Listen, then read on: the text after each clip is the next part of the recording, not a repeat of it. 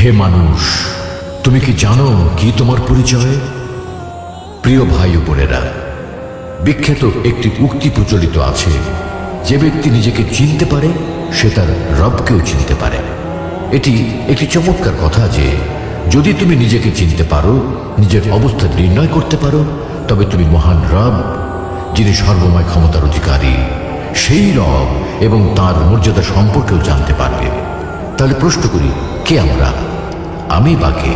আমরা তো প্রকৃতপক্ষে সৃষ্টি, এক সমবেত সৃষ্টির অংশ মাত্র। আর আমাদের স্রষ্টা হলেন এক আল্লাহ রাব্বুল আলামিন। এক সময় আমাদের কোনো অস্তিত্বই ছিল না।